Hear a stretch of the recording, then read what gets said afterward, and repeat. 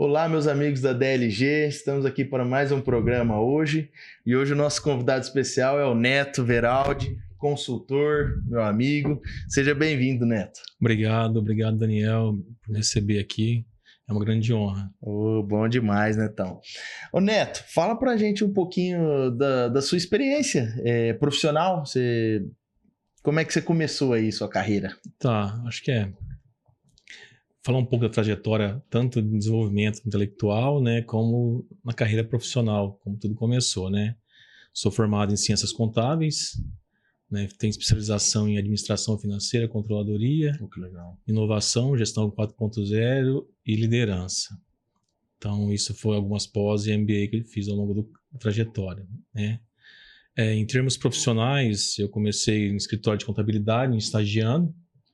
Então, ali a gente aprende a base, cara, é importantíssimo. Passa pelos departamentos, tem uma noção bem abrangente de como funciona esse fluxo, olhando a questão contábil, né?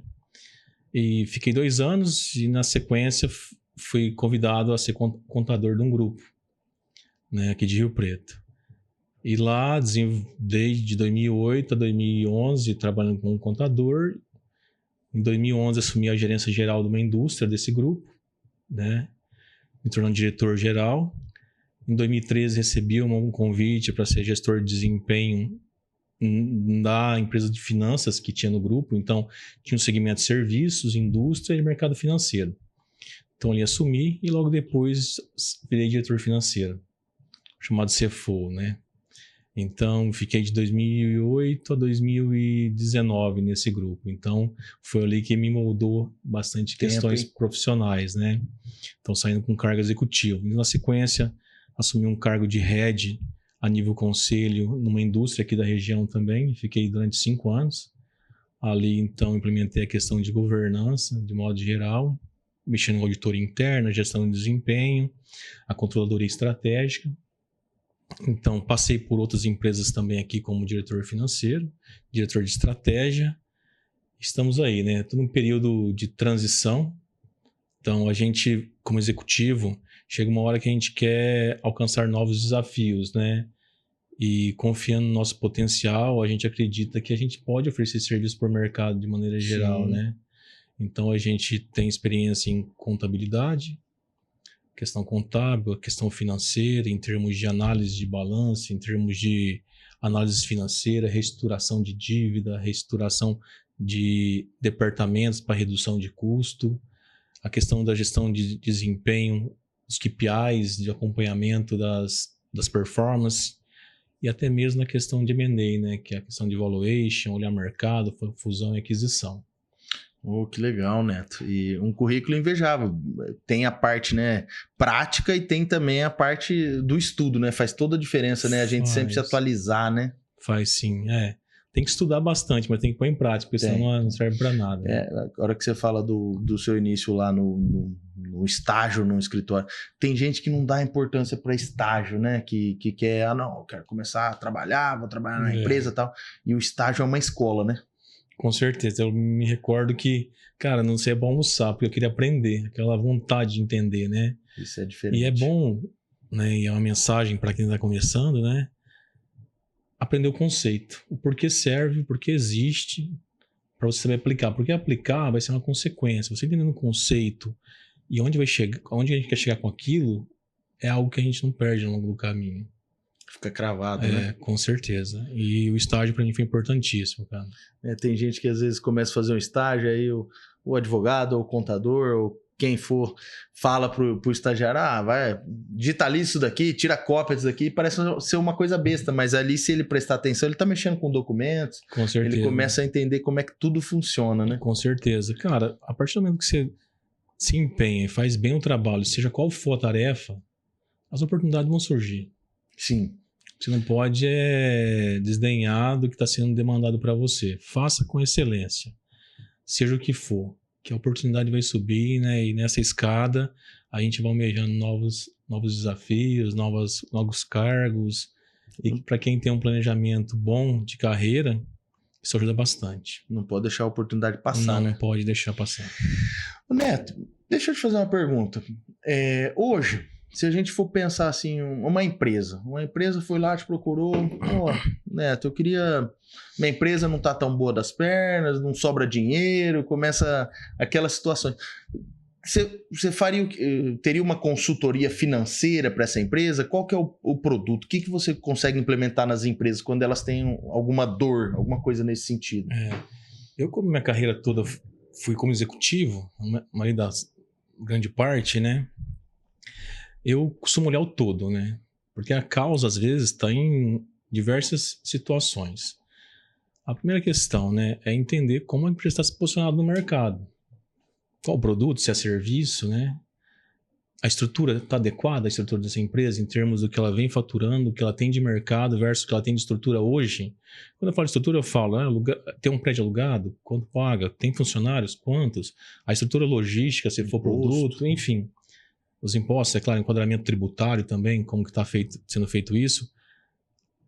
Custo e despesa é igual unha, você tem que dar manutenção, mas se você cortar demais, sangra. Entendi. Mas crescer não. O crescimento, você bem planejado, você pode alcançar barreiras, seja no produto que você esteja hoje no mercado ou no serviço, ou seja mapeando novas oportunidades, ou de maneira horizontal, que são serviços que você já tem e quer oferecer para outros clientes no mercado, ou de maneira vertical, pegando aquele segmento que está inserido e oferecendo outros serviços, outros produtos. Então, a análise financeira, a reestruturação, ela vai desde entender em que mercado você está inserido, o que você está oferecendo para esse mercado, qual a concorrência que existe, se existe algum produto disruptivo que vai deixar de existir teu serviço do teu produto. É importante você entender isso, até para você fazer um planejamento de médio e longo prazo, né? A tua estrutura está adequada em termos do que você tem de receita, o enquadramento tributário foi o que a gente falou também, e montar um planejamento com uma visão de médio e longo prazo.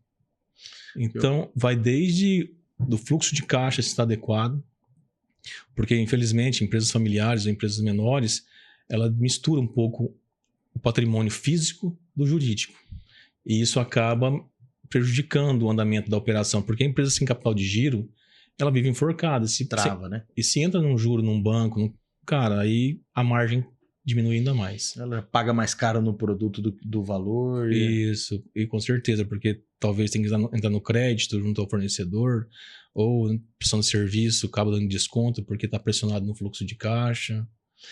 Então é estratégia, né? Estratégia. O empresário, estratégia. E às vezes o empresário, às vezes não. Eu falo como empresário também, né?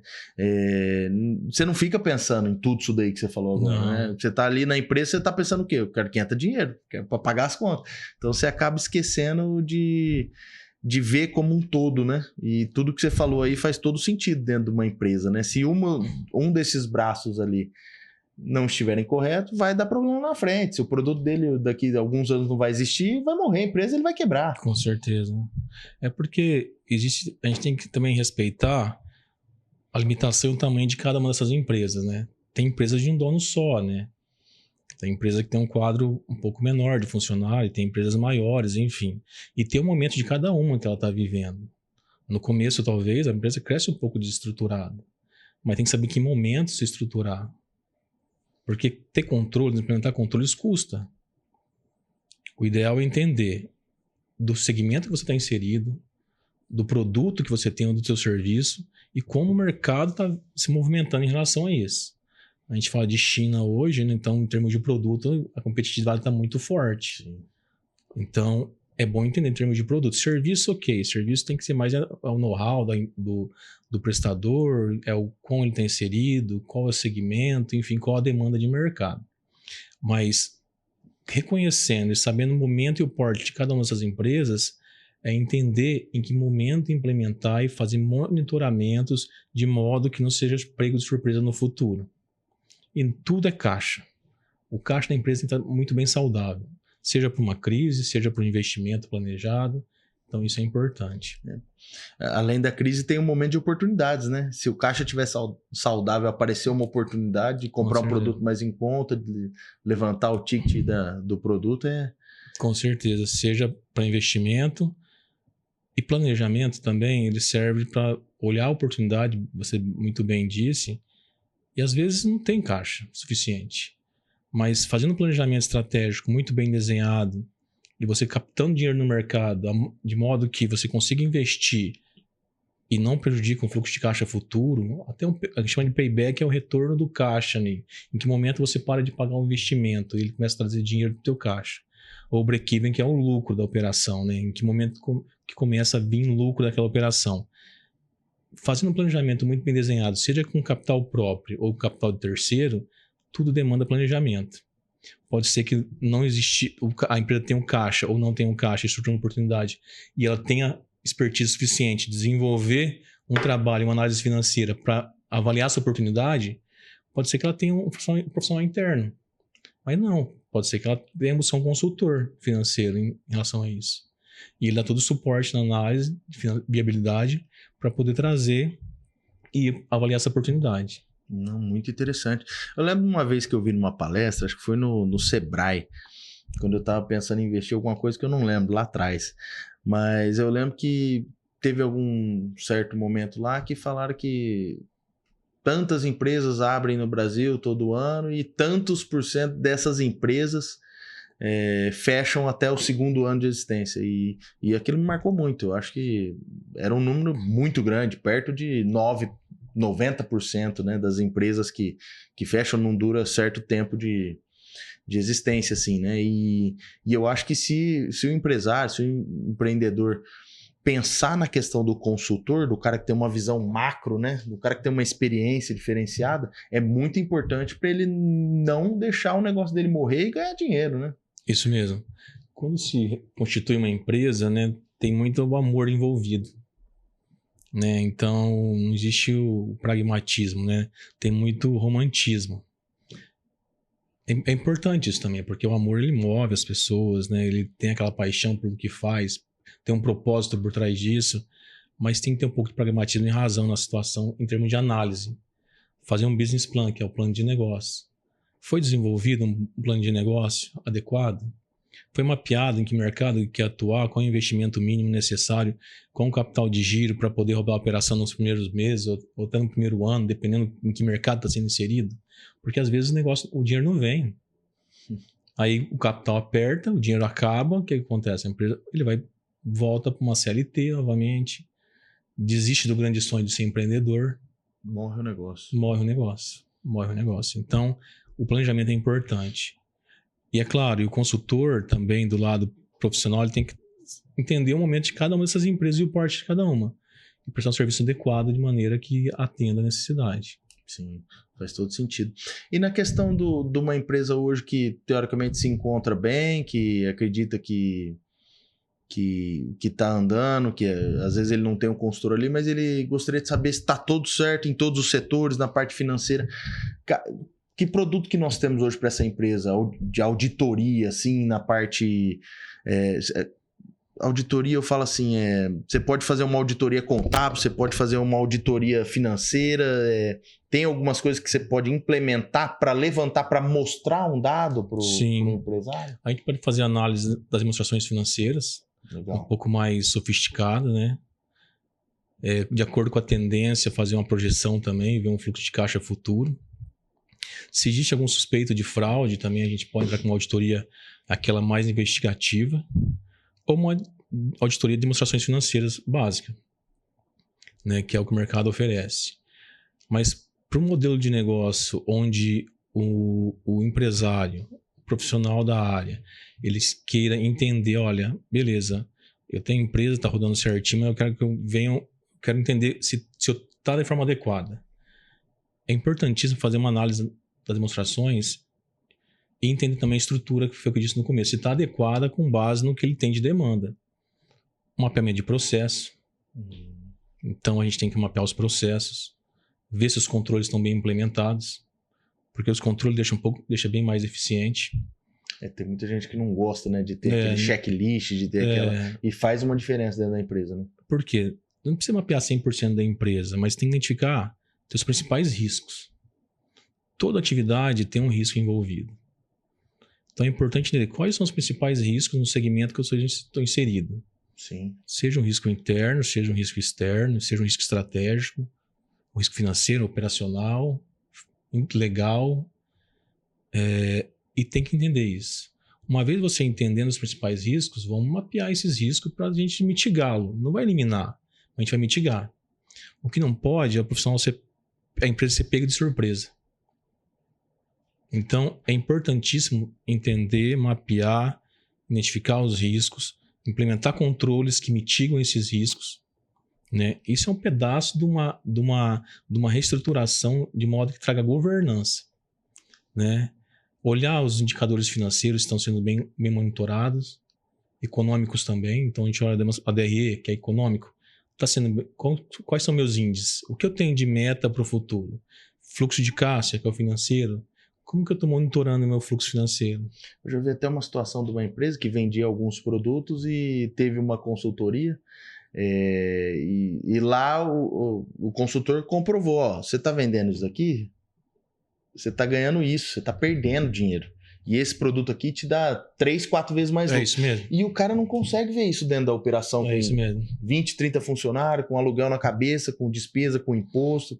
Quando você monta uma análise financeira e consegue segregar, você tem a DRE, que é a demonstração de resultado do exercício, que ela traz tudo de forma agrupada, né? Aí o interessante é você explodir isso, desmembrar isso e entender o que compõe essa receita da empresa. Quais são os produtos, quais são os serviços e fazer um comparativo por nível de produto ou por nível de serviço, para você entender qual a maior margem entre esses produtos e para você alocar esforço naquilo que traz maior margem. É claro, não dá para alocar 100% do esforço naquilo que traz maior margem. Por quê? Às vezes o produto que tem menos margem é o que traz... É o carro-chefe, é o que vende ele. Então precisa ter essa análise também. E esse trabalho de consultoria financeira, ela envolve toda a empresa. Porque quem conhece bem do negócio é quem está dentro da empresa. Então é importante essa sinergia entre o consultor externo e os profissionais da área que conhecem do negócio, que estão inseridos no negócio no dia a dia. Porque ninguém melhor do que eles para trazer informação para subsidiar o trabalho.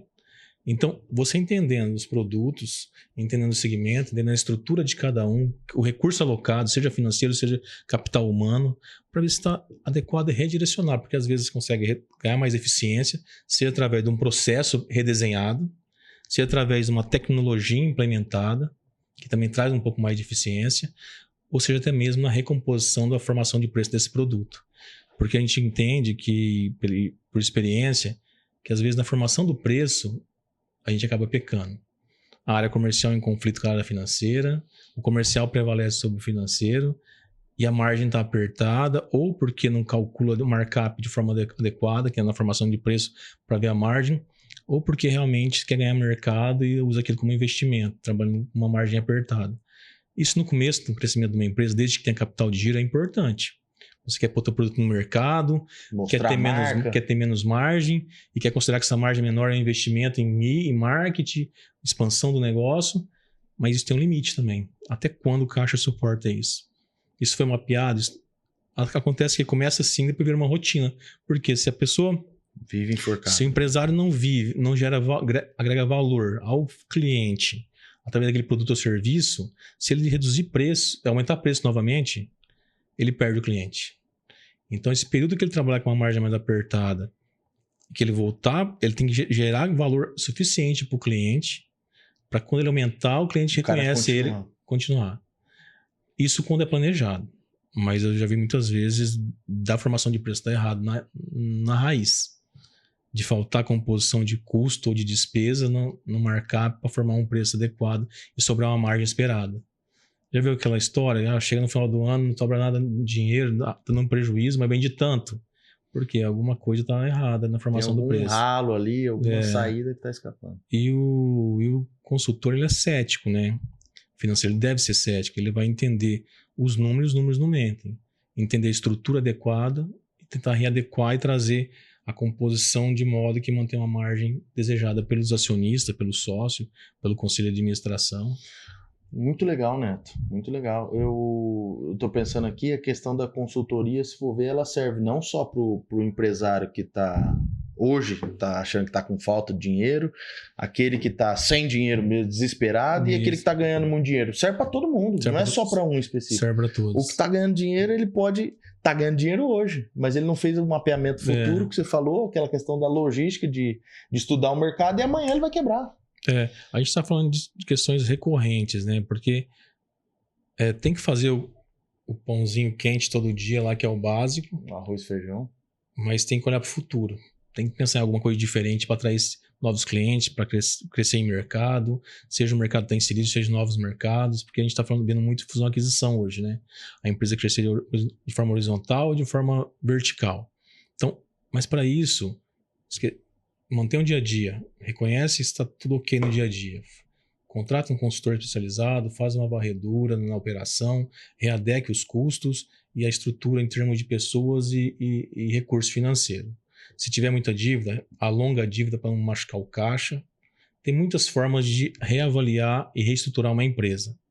Olha os produtos que estão sendo inseridos, o custo que está sendo composto, o preço que a gente já conversou, reavalia os riscos inseridos no negócio, que é inerente ao negócio, estabelece controles e mapeia os processos.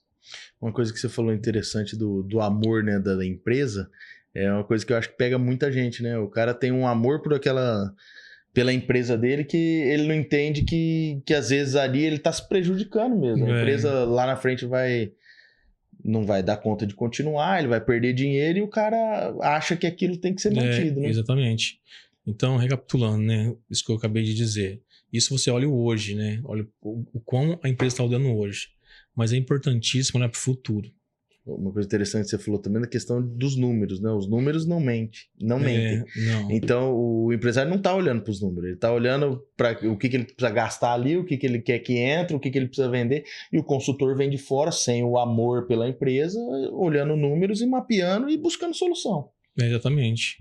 E com base em tudo isso, você monta um planejamento estratégico. O que a empresa espera? Empresa de grande porte, ela tem um planejamento estratégico já inserido no dia a dia e no calendário da empresa já, né? Empresas menores não, e dependendo do porte também não faz muito sentido desenhar para todo um mapeamento estratégico, um planejamento estratégico. Mas é interessante, com base no que os empresários, vamos falar disso, dos sócios, ou do conselho de administração, ou dos acionistas, depende do porte de cada uma das empresas. O que os donos ali pensam para o futuro? Quem está na liderança pensa para o futuro? Eles querem inserir novo mercado, quer ter novos produtos. Tem que saber o foco, né? O que ela espera, o que espera de 3 anos, 5 anos da empresa, né? E com isso, através do planejamento estratégico. Você identificando o mercado, suas forças e suas oportunidades, né? E também suas ameaças e suas fraquezas. Aí você monta uma matriz SWOT que faz o cruzamento de tudo isso, né? E com base nisso, numa linha visão, ver o que você espera para os próximos anos, montando um mapa estratégico, traçando os projetos com os objetivos estratégicos. E com isso geralmente numa grande empresa vem do nível conselho de administração. E os executivos que estão no dia a dia, os diretores, eles executam, né? Mas são mais táticos, né? Mas só há um caminho a ser seguido quando você determina um caminho, né?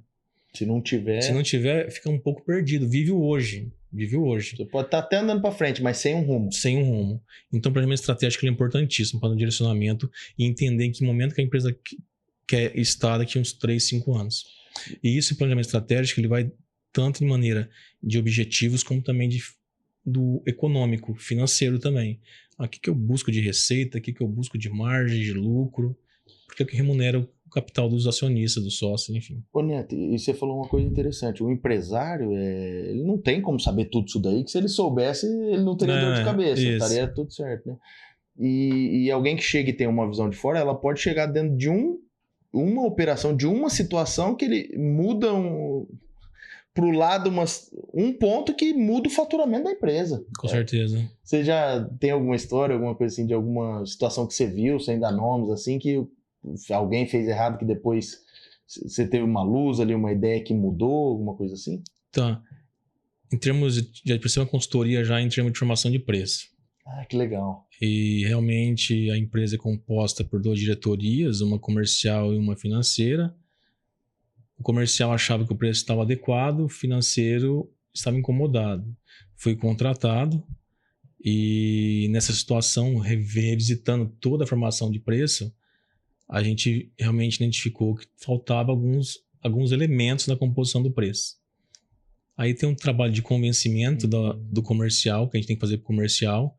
Então aí você demonstra mais de forma visual a composição de cada um desses produtos, dos custos, da despesa, do que está sobrando de margem, junto com o diretor financeiro também. Isso a gente conseguiu depois redesenhar o sistema, que não estava de maneira adequada, distribuindo o preço também, formando o preço. Então tinha uma questão sistêmica para voltar também envolvida nisso.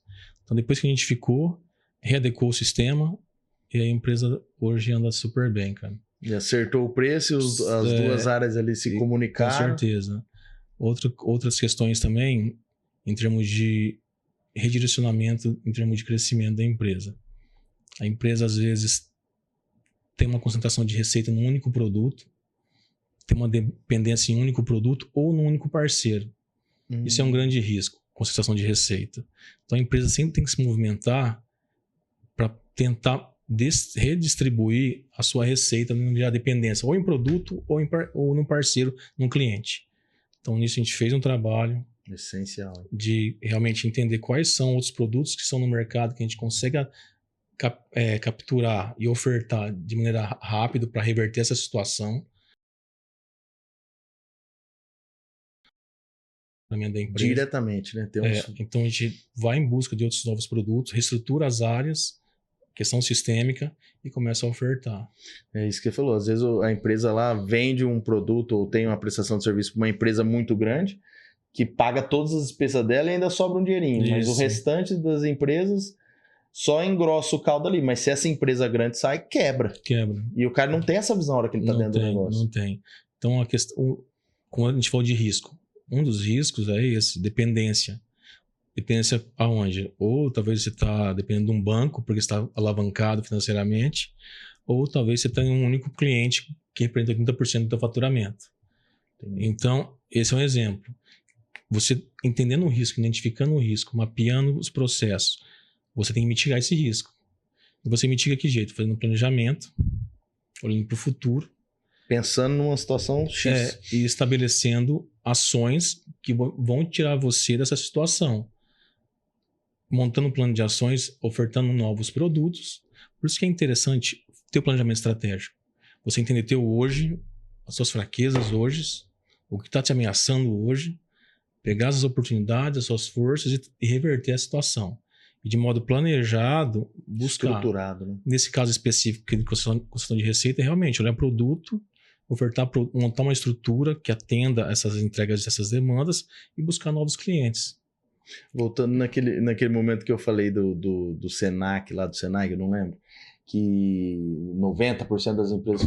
Se as empresas tivessem a consultoria, talvez mudaria o panorama em números, ajudaria muita gente, né? É o Sebrae, né? Sim. Ele tem esse estudo, ele acompanha. Inclusive tem cursos específicos também, o Pretec, eles tinham antes para poder desenvolver isso. Se futuros empresários. Se o empresário ele não tem obrigação de saber tudo. Às vezes o cara trabalhava numa empresa que distribui um produto, ele quer abrir o seu próprio negócio e segue com o mesmo produto. Mas ele não tem a visão financeira, não tem a visão de logística, não tem a visão de compras. Comercial. Talvez você tenha comercial, tem uma dessas talvez. E ter um consultor, seja de qual área for, você é advogado também. Você, às vezes os empresários precisam de uma consultoria tributária ou jurídica em determinado segmento, né? Então, é bom estar bem assistido. É claro, cada um tem o seu momento e que isso vai acontecer. Mas se não tem a condição naquele momento de trazer um consultor, seja por custo, seja por outra situação, que tenha busque o mínimo conhecimento possível para que dê atenção e faça as coisas acontecer da forma que deve acontecer dentro de uma empresa. Muitos problemas que chegam no escritório de advocacia, se o cliente tivesse vindo antes de assinar uma folhinha, mudava tudo. Mudava tudo. Então a consultoria é essencial. Isso, no caso, e com certeza. E a mesma coisa quando na captação do recurso de terceiro, via banco, enfim.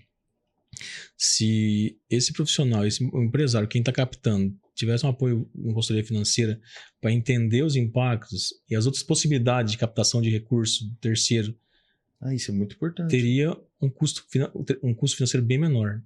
Aí, ó. Esse conhecimento é importante. Esse é uma ideia interessante que eu até pensei no meu caso lá, né? Que eu acho que eu tinha comentado com você. Eu penso em construir um imóvel para minha empresa. E o que eu posso fazer? Posso fazer um financiamento? Posso fazer um consórcio? Posso vender algum imóvel? Fazer algum... O que eu posso... Uma consultoria vai me mostrar, vai me comprovar que se eu fizer tal ato, vai mudar lá na frente muita coisa. Porque às vezes você vai pegar num banco, num juro gigantesco lá, e sendo que tem outras situações que você pode dar, né? Então a consultoria acho que ajuda, ela não é um custo, ela é um investimento. Não. E vai bem além.